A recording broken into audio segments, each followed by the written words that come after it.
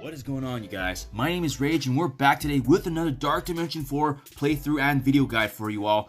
In today's video, this is going to be a continuation of the characters that I've utilized, so I'll just quickly go through them so you can see their abilities and upgrades, and then we'll dive right into the gameplay. Starting off the list here, it is going to be Mr. Sinister. As you can see, T4s on both his ultimate as well as his passive to maximize value. Next, it is going to be Emma Frost, having that synergy with Mr. Sinister. You can see I T4 both for special as well as her ultimate, and as well, similar to Mr. Sinister, a level 5 ISO 8 healer to provide some improved sustainability and healing for our roster. As mentioned previously, Ghost is going to get leverage here, a level 4 ISO 8 striker, really kind of taking advantage of her ability to control the enemy speed meter, and for her T4s, it was just her ultimate there.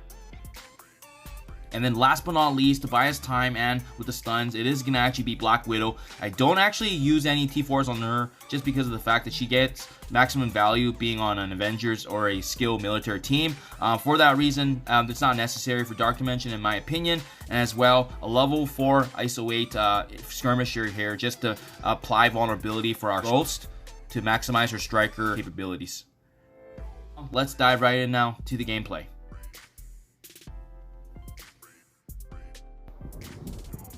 Placement wise, you're going to see that I do have Black Widow separated in the corner there just to ensure that she does have increased probability of surviving, as she is the squishiest, as well as Ghost being on the other corner, as the corner targets do get attacked the least.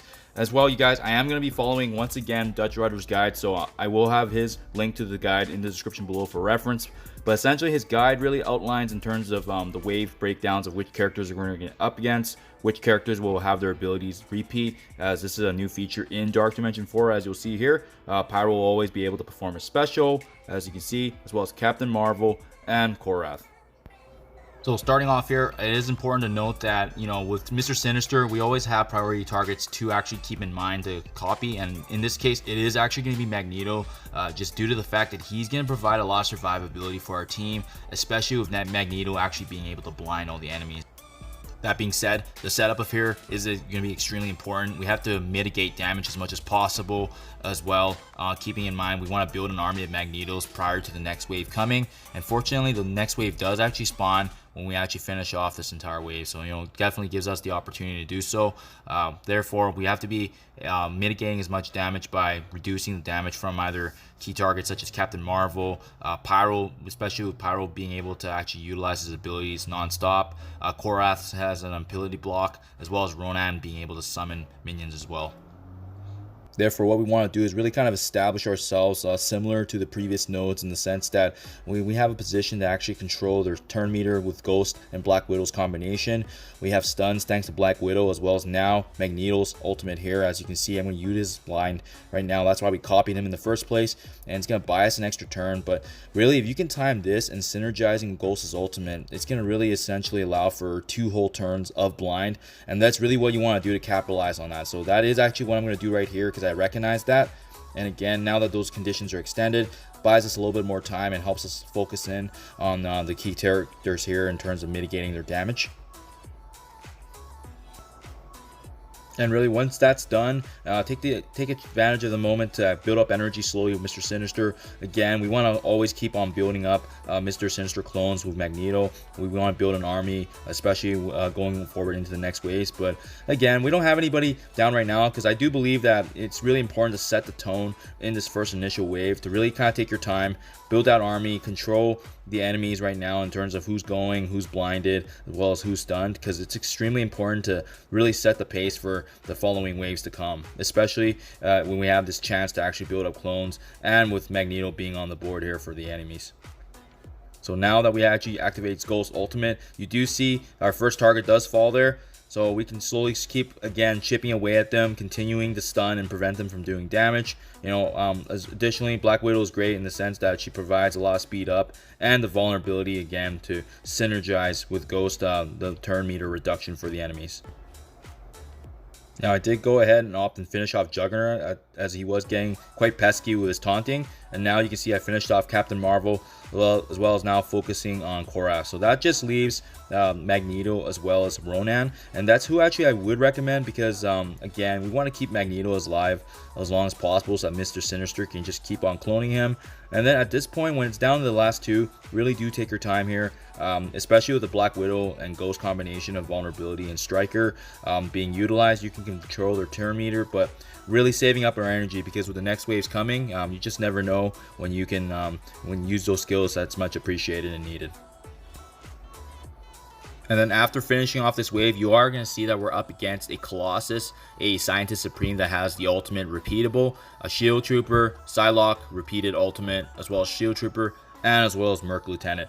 And consistent with the other previous Dark Dimension node guides I've always gone through, the two key targets is going to be consistent. The Merc Lieutenant that provides speed up and offense up, as well as a Scientist Supreme that actually has revive. So those two are really important to take down, just due to the fact that they provide a lot of synergy.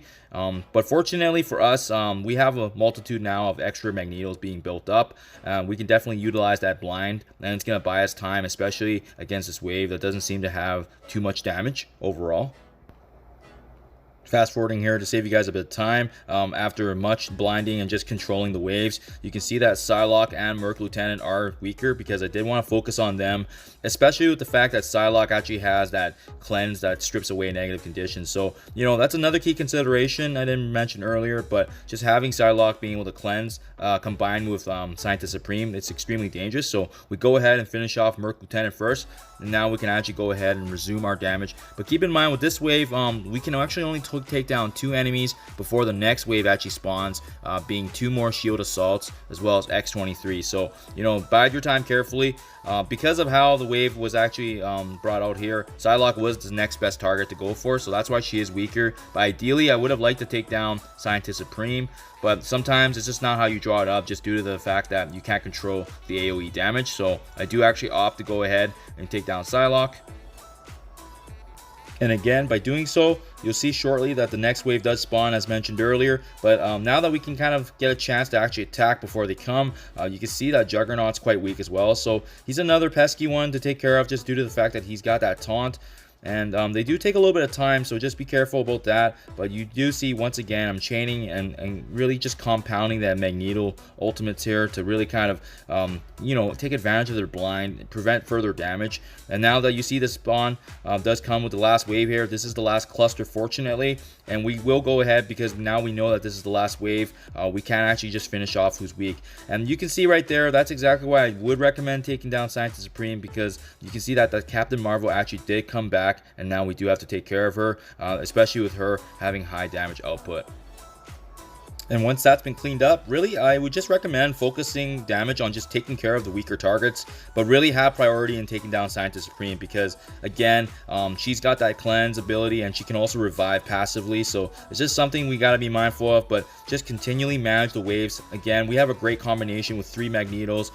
The fact that we can now clone, I take advantage of that by actually getting a copy of Scientist Supreme, because now you can see my Black Widow is actually brought back to life. She did fall earlier in the wave, and that's okay, but now that we've got her back, we can definitely utilize her stun once again to kind of control the wave management.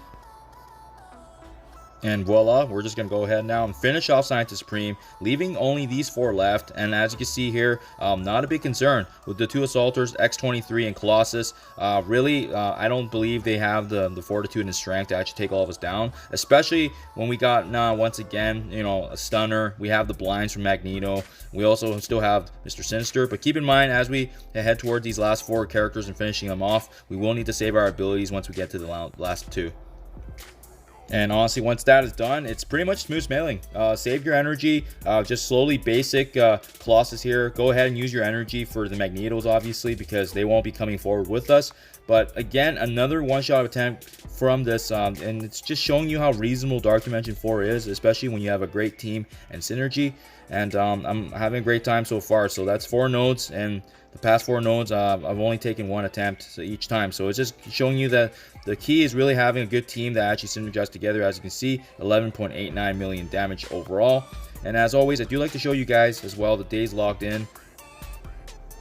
There we go, just for future reference, and as well as tracking. As you can see here, 517 days logged in. So thank you as always, you guys. Do appreciate you checking out my videos and channel. I'll keep you guys posted as I progress, and as always, I'll see you in the next one.